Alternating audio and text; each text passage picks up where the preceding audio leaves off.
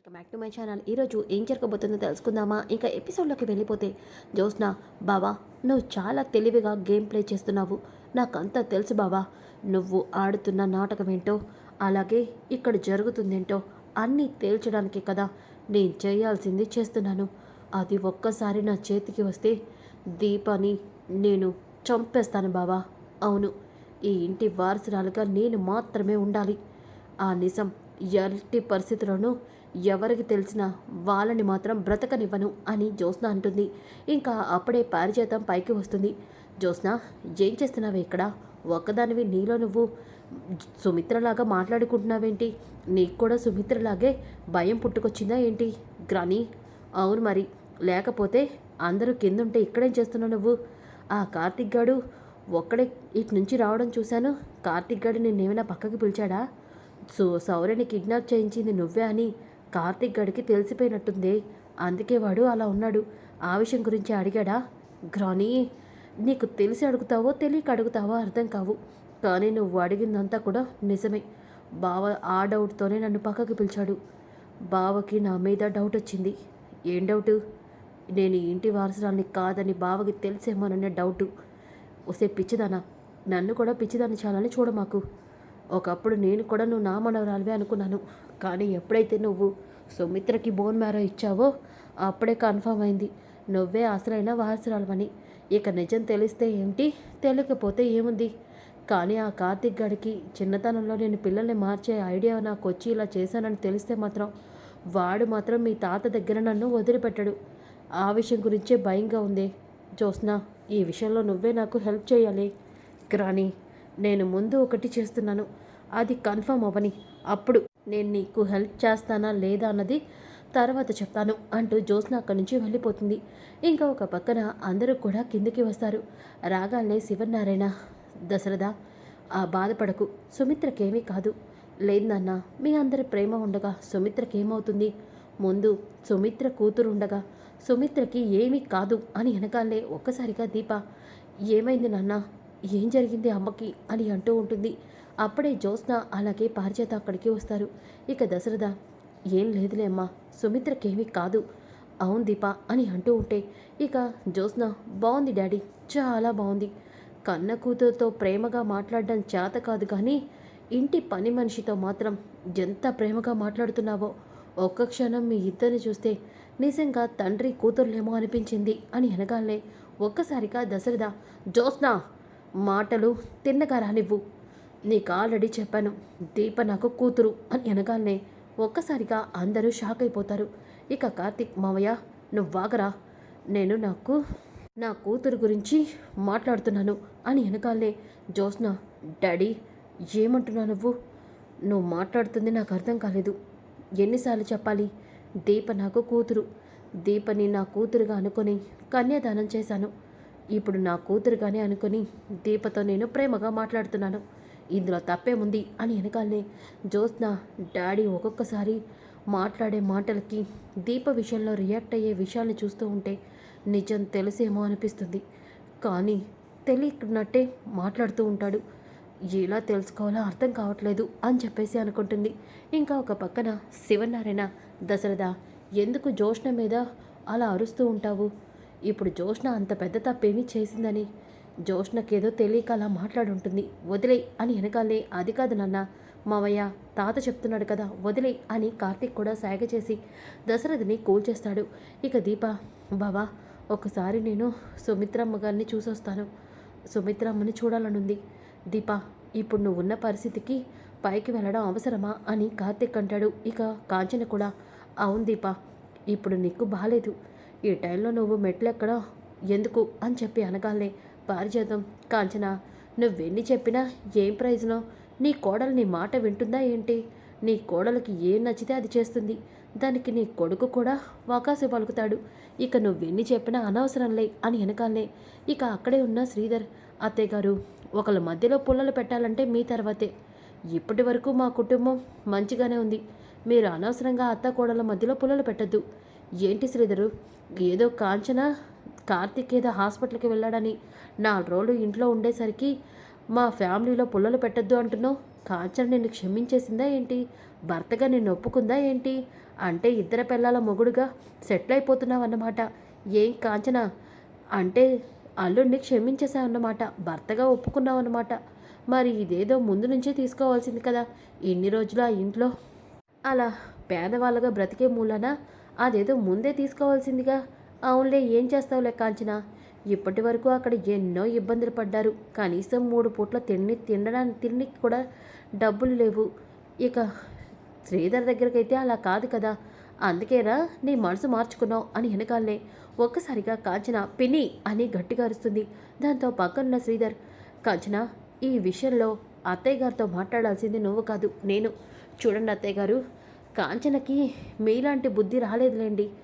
ఎందైనా కాంచనది వాళ్ళ నాన్న రక్తం. కాంచన ఇలా డబ్బు కోసమో ఇంకేదైనా కోసమో తాపత్రయం పడే మనిషి కాదులేండి. ఎందుకంటే కాంచన వ్యక్తిత్వం ఏంటో ఇక్కడ అందరికీ తెలుసు. మీరు ఈ దెప్పు పొడిచే మాటలు ఎందుకు మాట్లాడుతున్నారో కూడా మాకు బాగా తెలుసు. కానీ మీరు అనుకున్నది ఏమీ జరగదులేండి అని వెనకాలనే శివనారాయణ కరెక్ట్గా చెప్పవలడు. పారిజాత, నీ నోరు తిన్నగా ఉండదా? అది కాదండి, చాలు. ఇక ఒక్క మాట నువ్వు నా కూతురు గురించి ఎక్కువగా మాట్లాడితే నీ పుట్టు పూర్వోత్తరాల్ని అందరి ముందు బయట పెట్టాల్సి వస్తుంది. అదెందుకులేండి, నేను సైలెంట్గా ఉంటాను అని చెప్పేసి అంటూ ఉంటుంది. ఇక ఇంతలోకి అప్పుడే లాయర్ ఇంటికి వస్తాడు. నమస్కారం శివనారాయణ గారు. నమస్కారం లాయర్ గారు, మీరొచ్చారేంటి? మిమ్మల్ని రమ్మని నేనేం ఫోన్ చేయలేదే అని వెనకాలనే అప్పుడే దశరథ, నాన్న, లాయర్ గారిని నేనే పిలిచాను అని అంటాడు. దాంతో అందరూ కూడా షాక్ అయిపోతారు. శివనారాయణ, దశరథ, ఇప్పుడు లాయర్ని పిలవాల్సిన అవసరం ఏముంది? మన విషయాల్లో ఏదైనా ప్రాబ్లం ఉందా? ఏదైనా సమస్య వల్ల లాయర్ని పిలిపించావా అని వెనకాలనే అక్కడే ఉన్న కాంచన, అన్నయ్య, లాయర్ని ఇప్పుడు పిలిపించాల్సిన అవసరం ఏముంది అని అంటూ ఉంటే పారిజాతం ఇక జ్యోత్స్నని, జ్యోత్స్న, నాకు అర్థమైంది. మీ నాన్న సుమిత్రకి నువ్వు బోన్ మ్యారో ఇచ్చావు కదా, అందుకని మనసు మార్చుకొని ఉంటాడు. పెళ్లి తర్వాత నీకు ఆస్తి అంతా రాసిస్తానన్నాడు కదా. పెళ్ళి కాకముందే ఆస్తి మొత్తం నీ పేరున రాయించడానికే లాయర్ని పిలిపించుంటాడు. నీ పంట పండిందే అని వెనకాలే జ్యోత్స్న, గ్రాని చెప్పింది నిజమేనా? డాడీ, నేను మమ్మీని సేవ్ చేశానని ఆస్తి మొత్తం నా పేరున రాస్తున్నాడా అని చెప్పేసి జ్యోత్స్న అనుకుంటుంది. ఇక శ్రీధర్, బావా, మాట్లాడవేంటి? లాయర్ గారిని ఎందుకు పిలిచావు? సమస్య ఏమీ లేదు కదా అని వెనకాలనే ఇక దశరథ, చెప్తాను నాన్న, ముందు మీరు కూర్చోండి. దీపా, నువ్వు కూడా వచ్చి కూర్చోమ్మా అని చెప్పేసి ఇక లాయర్ని కూర్చోమంటాడు. దశరథ గారు, చెప్పండి, ఎందుకు నన్ను పిలిపించినట్టు అని వెనకాలనే ఇక దశరథ, లాయర్ గారు, ఇదిగోండి, నేను మీకు రెడీ చేయించమన్న పేపర్స్ని రెడీ చేయించారా? చేయించాను దశరథ గారు. అయితే ఆ పేపర్లు ఇవ్వండి అని చెప్పేసి దశరథ ఆ పేపర్ల మీద సంతకం చేస్తాడు. ఇక అది చూసిన పారిజాతం, జ్యోత్స్న, అలాగే కార్తీక్, దీప, శివనారాయణ అందరూ కూడా, ఏం జరుగుతుంది దశరథ? అసలు ఆ పేపర్లేంటి? వాటి మీద నువ్వు సంతకం ఎందుకు చేసావు? అసలు ఏం జరుగుతుంది ఇక్కడ అని వెనకానే, లాయర్ గారు, మా నాన్న అడుగుతున్నాడు, చెప్పండి. సార్, దశరథ గారు తన యావదాస్తిని కూడా ఆయన చెప్పిన వాళ్ళ పేరున రాయమని చెప్పారు. దానికి సంబంధించిన డాక్యుమెంట్సే అవి అని వెనకాలనే ఒక్కసారిగా అందరూ షాక్ అవుతారు. ఇక దీప కూడా షాక్ అయి కార్తీక్ పక్కకి వస్తుంది. ఇక అక్కడే ఉన్న పారిజాతం అయితే, ఒసే జ్యోత్స్న, నేను చెప్పాను కదా, దశరథ ఆస్తి నీ పేరునే రాశాడు అని వెనకాలనే ఇక శివనారాయణ, దశరథ, ఆస్తి మొత్తాన్ని నువ్వు ఎవరి పేరున రాశావు? జ్యోత్స్న పేరున రాశావా అని వెనకాలనే, నాన్న, వాటికి సమాధానం కూడా లాయర్ గారు చెప్తారు. నేను చేయాల్సిన పని చేశాను. లాయర్ గారు, మీరు చెప్పండి అని వెనకాలనే, సార్, దశరథ గారు తన యావదాస్తి మొత్తాన్ని కూడా తన మేనల్లుడైన కార్తీక్ పేరున రాయమన్నారు సార్. అలాగే కార్తీక్ పేరునున్న ఆ ఆస్తి తన పిల్లలకి దక్కుతుందని ఇందులో రాయమని చెప్పారు. అలాగే రాశాను. ఇప్పుడు ఈ యావదాస్తి మొత్తం కార్తీక్ గారి పేరునే రాశారు అని వెనకాలే ఒక్కసారిగా అందరూ షాక్ అయిపోతారు. ఇక దశరథ కూడా షాక్ అవుతాడు. శివనారాయణ అలాగే జ్యోత్స్న, పారిజాతం షాక్ అయిపోతారు. ఇక జ్యోత్స్న అయితే, డాడీ అంటే ఆస్తి రాస్తే కూతురుగా నా పేరున రాయాలి, లేకపోతే కన్న కూతురు దీపాన్ని తెలిస్తే దీప పేరున రాయాలి, కానీ బావ పేరున రాశాడేంటి డాడీ అని చెప్పేసి జ్యోత్స్న అనుకుంటుంది. ఇక అక్కడే ఉన్న శివనారాయణ, దశరథ, ఏం చేస్తున్నావు నువ్వు? ఆస్తి కార్తీక్ పేరున రాయడం ఏంటి అని వెనకాలే, నాన్న, ఈ ఆస్తి నీ కొడుకుగా దీనిలో 50% షేర్స్ నాకు రాసిచ్చావు. దీన్ని నా ఇష్టం వచ్చినట్టు నేను రాసిచ్చుకోవచ్చని నువ్వే నాకు చెప్పావు. అందుకే నేను నా మేనల్లుడికి నా ఆస్తిని ఇచ్చాను నాన్న అని అంటాడు. ఒక్కసారిగా జ్యోత్స్న, బాగుంది బావా, చాలా బాగుంది. నీ ప్లాను ఎక్సలెంట్. నువ్వేం ఎక్స్పెక్ట్ చేసావో అదే జరిగిందిగా. ఇక నువ్వు హ్యాపీ కదా బావా. ఇప్పటి వరకు నువ్వు ప్లాన్ చేసిందంతా చాలా బాగా అమలు చేసావు కదా బావా అని వెనకాలే, జ్యోత్స్న నువ్వేం మాట్లాడుతున్నావో అర్థమవుతుందా? నీకు బాగా అర్థమవుతుందిలే బావా. నువ్వు ఏం జరగాలనుకున్నావో అదే జరిగింది కదా. ముందు నుంచి కుటుంబంలో ఆస్తి నాకు ఇష్టం లేదు, ఆస్తి నాకు అవసరం లేదు అంటూ మా ఇంట్లో పనివాడి కింద ఉన్నావు. ఇప్పుడేమో మా డాడీతో ఆస్తి మొత్తం రాయించుకున్నావు అని వెనకాలే, చూడండి పెద్ద మేడం, ఇప్పుడు లాయర్ గారు చెప్పే వరకు ఇలాంటిది జరుగుతుందని నాకు తెలీదు. మావయ్య కూడా నాతో ఒక్క మాట కూడా చెప్పలేదు. ఏ రోజు నేను ఈ ఆస్తి మీద ఆశ పెట్టుకోలేదు. అలా అంటూనే ఎంత పని చేసావురా మాయలోడా, నువ్వెంతకైనా తెగిస్తావురా. ఉన్న ఇంటికే కన్నం వేయడం అంటే ఇదే. ఈ ఇంట్లో పనివాడి కింద వచ్చి ఆస్తి మొత్తాన్ని కొట్టేస్తున్నావా? ఈ మాయదార ఐడియా నీకొచ్చిందా లేదంటే నీ పిల్ల నీకు చెప్పిందా? భార్య దీపిచ్చిందా ఈ ఐడియా అని వెనకాలే ఇక కార్తీక్, పారు, నిజాలు తెలియకుండా నీ నోటుకొచ్చినట్టు మాట్లాడు మాకు. నోరు బీరా. ఇంకా నిజాలు మాట్లాడడం ఏంటి? ఇంకా మిమ్మల్ని మర్యాద ఇవ్వడం ఏంటి?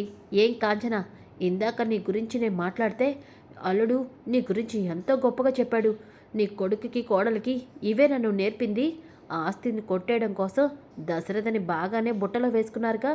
ఈ మధ్య దశరథ మీ ఇంటి చుట్టూ తిరుగుతున్నాడు ఏంటా అనుకున్నావు. దీనికి కారణం ఇదా? ఏం మాయ చేశారు దశరథతో? ఎలా ఇదంతా చేశారు అని వెనకాలే, పిన్ని, అనవసరంగా నువ్వు ఎక్కువ మాట్లాడుతున్నావు. ఏంటి మాట్లాడేది కాంచన? అంతగా ఆస్తి కావాలంటే మీ నాన్నని అడగచ్చుగా.